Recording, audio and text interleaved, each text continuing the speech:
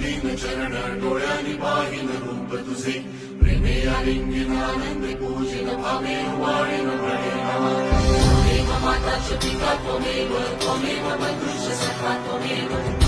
विद्या द्रविणं त्वमेव सर्वं मम देव कायेन वाचा मनसेन्द्रियैर्वा बुद्ध्यात्मना वा प्रकृतिस्वभावं करोमि यत्